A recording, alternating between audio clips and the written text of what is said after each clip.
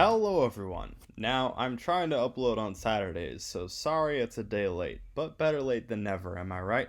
Well, it's been a few weeks since Nintendo Switch Sports has come out, so the question is, which of these 6 games are worth a replay?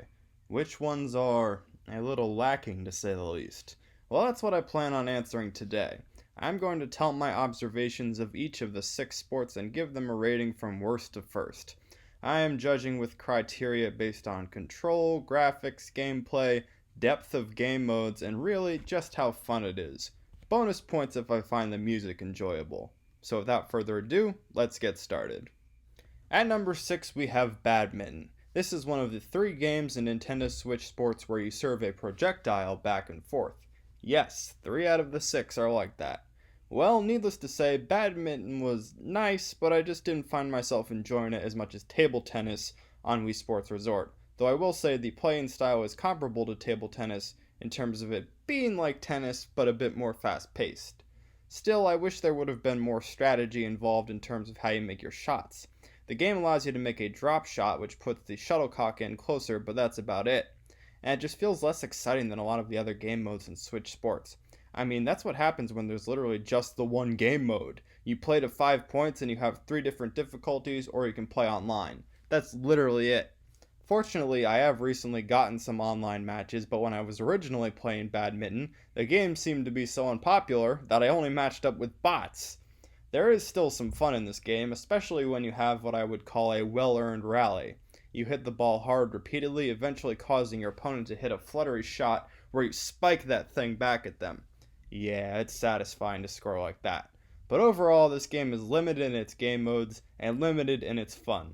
Perhaps it would have been higher if there was something else like a return challenge, but overall, I stand by what I said in the good thing, bad thing video. It's like tennis, but not as good, and is largely a waste of a game mode.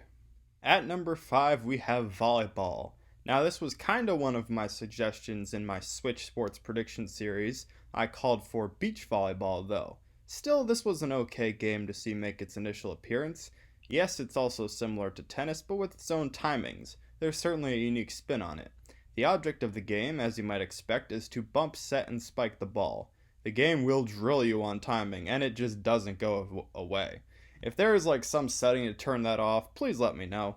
But as far as I'm concerned, there isn't. Sure, it makes me appreciate getting a nice shot when I time it right, especially when the opponent doesn't return it.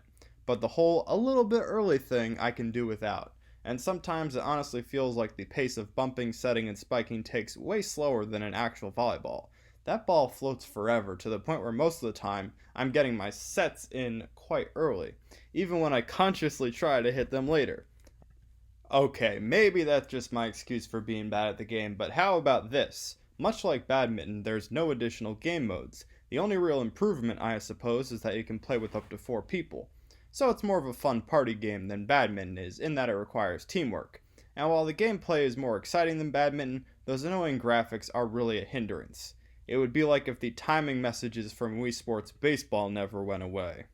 At number 4, we have tennis. Yes, the whole return the projectile games make up the bottom half of my list. Because the 3 are similar, they don't feel as unique and fresh as the other 3 on the list. But tennis is the best of the returning projectile games for a number of reasons. First of all, at least there's some sort of gameplay variety here. Not only can you play with 1 to 4 players, but you can choose how long your match goes, 1 set, 3 sets, or 5. I know that doesn't even seem that great, but it's better than the customization that badminton and volleyball have. They could have really gone the extra mile and done a return challenge, but I guess that would have been too much for this game. Anyway, I digress. Tennis is largely the same fun game it was on the original Wii Sports, and while I said I wanted table tennis to come back instead in my prediction series, well, I was still happy to see the OG tennis come back. It's the game with the most simple controls out of any in this game. Just swing the racket, and this is a game full of games with simple controls, but you gotta love the pick up and play style of tennis. You can literally play it with anyone who knows how to swing something. Although, given the whole swinging, maybe Nintendo has a point that I need to use a wrist strap. Much like volleyball, the game gives you pointers on your timing, but they aren't nearly as intrusive. You can just see where the ball lands and it'll tell you if you're a little early or late, so it's not that bad. It's actually pretty helpful. At number 3, we have Chambara. It's like swordplay from Wii Sports Resort, but a little more refined. Even the name sounds more refined. Chambara.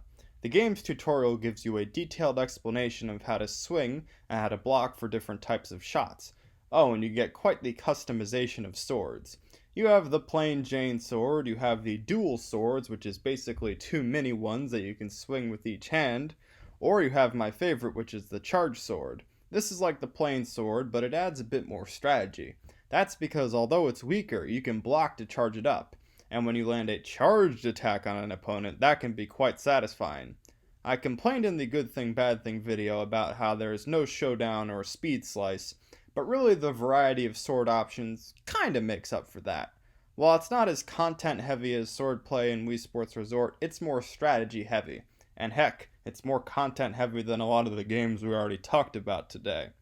Now, one thing I'm glad they kept from the original Wii Sports is the sudden death overtime. Let's say you win a round, your opponent wins a round, and you draw one round.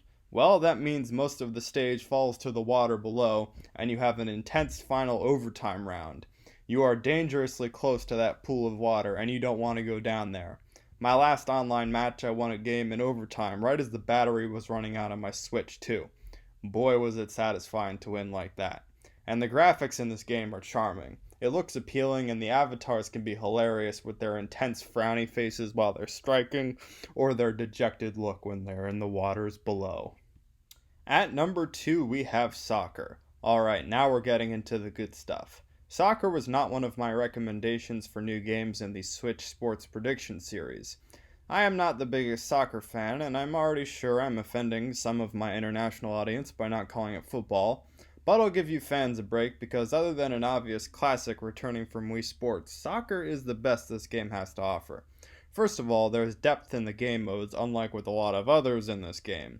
1-on-1 allows you to play on a smaller field, which is a bit of a problem in the 4-on-4. Sure, you have teammates, but that field is huge, and you definitely have to use your running energy strategically. There's also the free practice mode, not a place where I plan to spend a lot of time, but it's nice that the game thought to include it. Then there's the shootout mode. I haven't actually tried it yet with my leg strap, but I definitely intend on doing so. But of course, I do plan on giving away my digital copy of that game. More info on that later. I haven't decided what I want to do with it yet, but I'll figure it out. But anyway, playing online is what really makes this game, the soccer game, fun. You play 4-on-4 against your opponents in a Rocket League style match. The music stays in the background, and yet it still manages to be intense. You have various styles of kicks as you can kick to the side, the front, and even headbutt the ball, all with motion controls. There's a lot of strategy involved in playing the game as you have to consider whether to play offense or defense, and how to help your teammates. Graphically, it doesn't quite have the beauty of some of the other Spacco Square environments, but it's still a solid place to play your soccer. One of the things that bugs me is that goal announcer, but I'll give them a pass. Soccer is an unapologetic Rocket League ripoff, but that's not a bad thing. Kind of like the Orville is an unapologetic Star Trek ripoff, but that's not a bad thing. And that, my friends, is an off-topic thing. And at number 1 we have bowling. Yes, it's basically Wii Sports bowling in many ways, so it strikes my heart with nostalgia. Now, I try not to let that figure in too much to my rankings, but hey, they put some fresh new spins on it. I will say I haven't completely gotten used to the controls yet like the Wii game. I was able to consistently bowl strikes in Wii Sports, not so much here yet. But I'm definitely going to give this game the patience it's due because hey, I want to be king of the mountaintop in survival bowling. I've made the finals a few times in that game, but have never won yet. Survival bowling is an epic new way to play, in that it's basically a bracket-style elimination. It ramps up in intensity as more and more people go out. Basically, I was disappointed with so many of the game modes in this game, or lack thereof really, so survival bowling is a saving grace. That's probably something I'm going to want to replay a lot over the summer to try and get consistent at. And replay value, well, that's where it's at, right? One stupid thing I will say about survival bowling is that it puts you as a spectator right after you get eliminated, and who would want to do that? But you can easily exit spectating, so it's kind of nitpicky. I love the presentation of the bowling alley. There's a lot of background detail. I disagreed with my brother about this. He found it rather distracting, but I liked all the detail. It almost sounds blasphemous, but I honestly prefer the way it looks to the original Wii Sports bowling alley. It's just nicer. And the presentation isn't just great graphics wise, the music is particularly great for survival bowling. As soon as that brass hits, you know you're in for a battle. And with a great single player option in survival, you also have the best multiplayer game with your friends and family. My family loved to play Wii Sports Bowling, so you bet I was happy to show this game at my grandma and grandpa's a few weeks ago. Oh, and one thing I haven't even mentioned yet is special bowling, where you have to overcome different obstacles in each lane. Again, I wish they were more detailed with some of these games, but with bowling, they really went above and beyond with what was already a good game. So bowling is, bar none, the best sport in Nintendo Switch sports. So how would you rank these 6 sports in Nintendo Switch sports? Let me know in the comments below. Let me know what your thoughts on each of those sports are. And if you don't have the game, stay tuned for giveaway information on the physical copy of the game. Might be posting about that this week if I remember, so we shall see. Anyway, stay tuned for my video next week, and bye-bye.